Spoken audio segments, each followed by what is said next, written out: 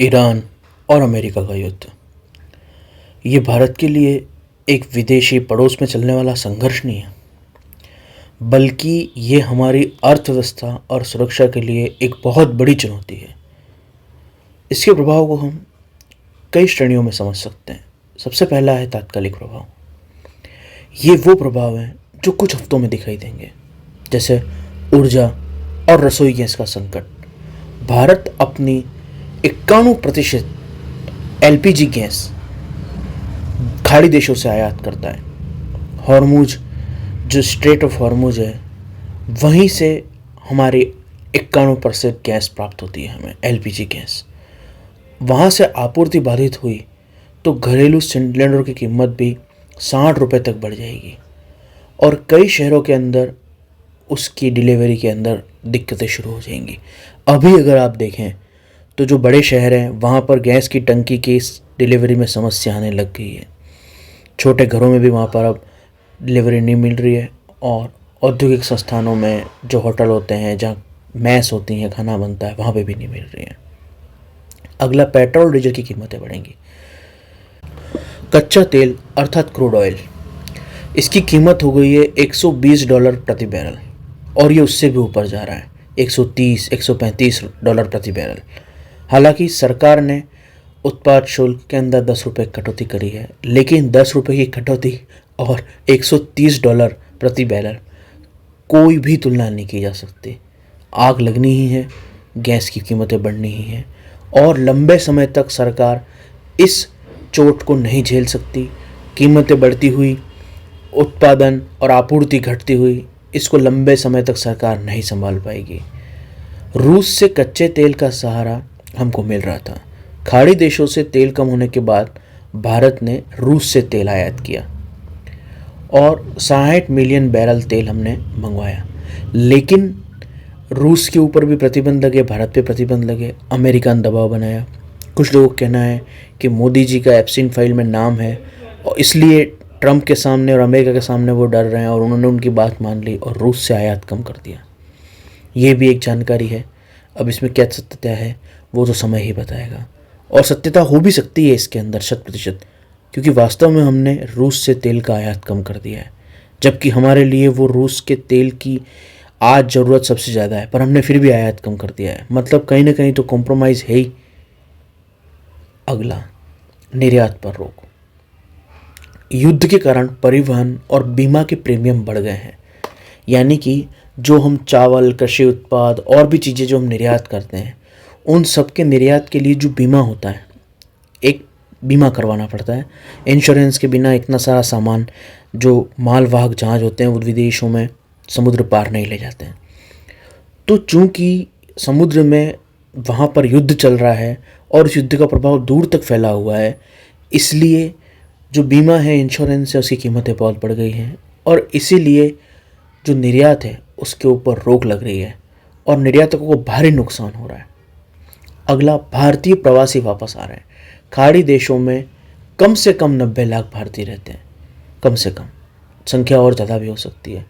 मार्च के पहले सप्ताह में ही लगभग 1 लाख के आसपास भारतीय वापस आए हैं और अधिक भारतीय लोग खाड़ी देशों से भारत आने वाले हैं। कई जगह से तो लाशें भी आई हैं, जिसका मीडिया में नहीं लेकिन ट्विटर पे जिक्र मिल जाता है।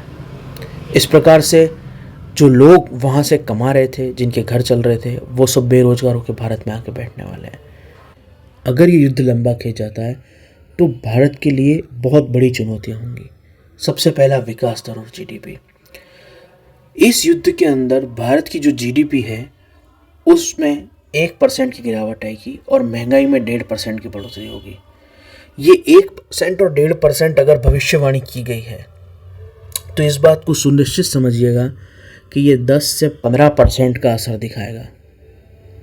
रुपया कमज़ोर हो जाएगा, विदेशी मुद्रा की मांग बढ़ेगी, तेल महंगा होगा, डॉलर ताकतवर होगा, अमेरिकी अर्थव्यवस्था मजबूत होगी और उसी के साथ भारत के रुपये की डॉलर के मुकाबले स्थिति 5 से 7% तक गिरेगी और 2026 के अंत और 27 के शुरुआत तक रुपये की स्थिति बदतर हो चुकी होगी।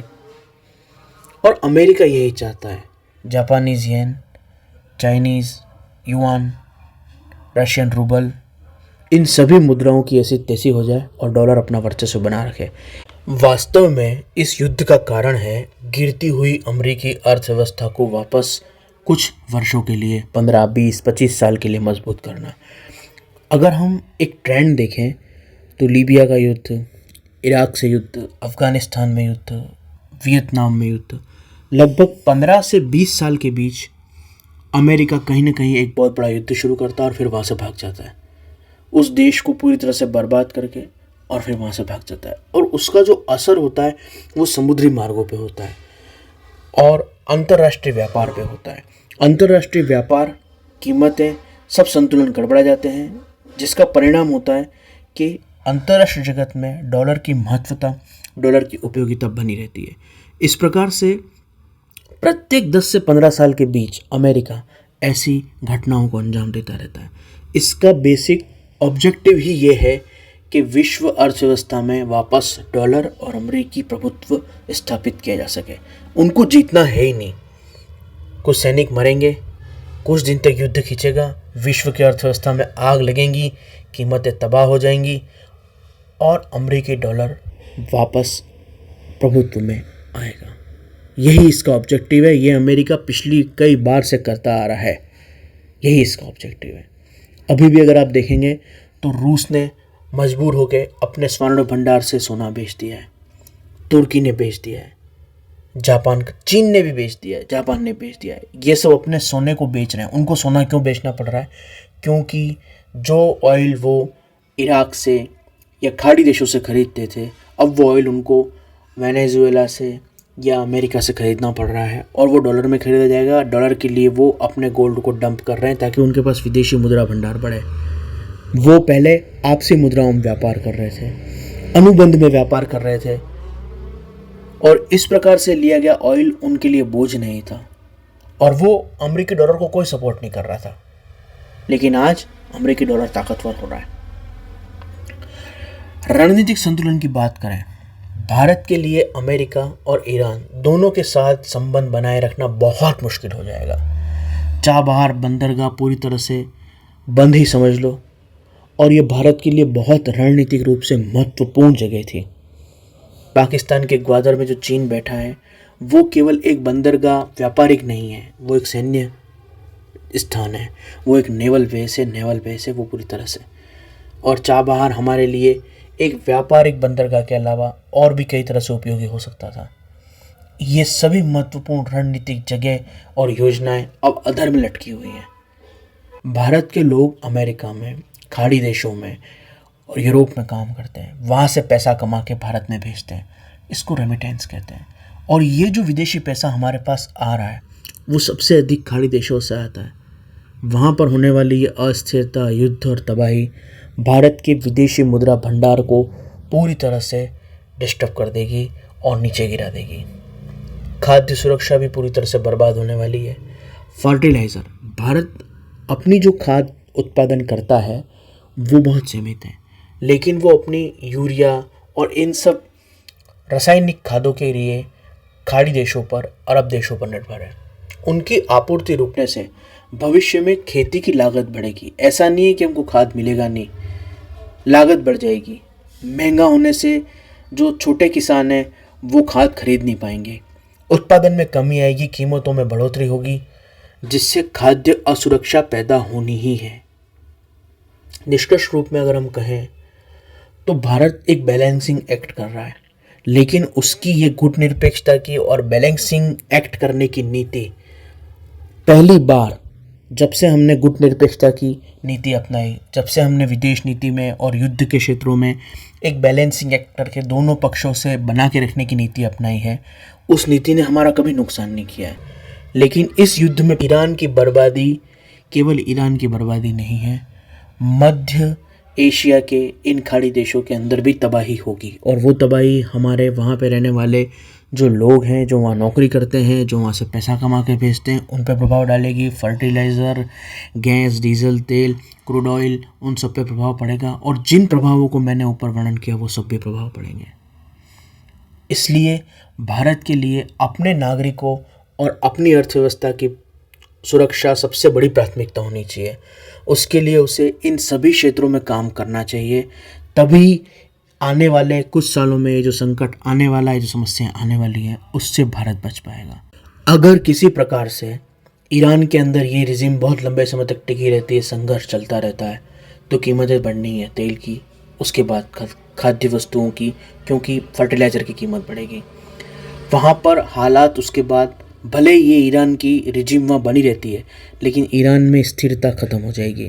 वहाँ आतंकवादी घटनाएं, दो गुटों में संघर्ष, क्योंकि वहाँ पर एक अमेरिकी गुट रहेगा और एक गुट रहेगा वो इराक का रूस समर्थित गुट रहेगा। उनमें संघर्ष बढ़ेंगे, जिससे आतंकी संगठन और आतंकवाद कट्टरता मजबूत होगी। पाकिस्तान का प्रभाव वहाँ पर पड़ेगा, आतंकी घटनाएं बढ़ेंगी। मध्य एशिया में भारत के करोड़ों लोग काम करते हैं, जो बेरोजगार होकर उस नफरत को झेल कर भारत में आएंगे, उसका हम पे सीधा असर होगा। किसी प्रकार से अगर अमेरिका वहाँ पर अपनी कठपुतली सरकार बिठा देता है, तो भारत का और ईरान का संबंध एक सहयोग पर आधारित स्थिति जैसा हो जाएगा, जैसा भारत और अफगानिस्तान का है। ईरान में भारत का प्रभाव उस समय बढ़ सकता है, व्यापार और राजनीतिक रिश्ते मजबूत हो सकते हैं। पाकिस्तान के लिए मुसीबतें बढ़ेंगी अगर किसी प्रकार से अमेरिका वहाँ पर अपनी कठपुतली सरकार बिठा लेता है। आतंकी संगठन का ध्यान भारत से हटकर पाकिस्तान पे जाएगा अगर वहाँ पर सफलता अमेरिका को मिलती है। ईरान और अमेरिका के बीच जो युद्ध चल रहा है, वो केवल एक विदेशी दूर चलने वाला संघर्ष नहीं है, वो भारत के लिए बहुत बड़ी समस्या है। वो संघर्ष भारत का संघर्ष है। जितनी जल्दी इस चीज़ को स्वीकार करके इसके समाधान की तरफ हम कोई एक्टिव कार्य करें, उतना अपने देश के लिए अच्छा होगा।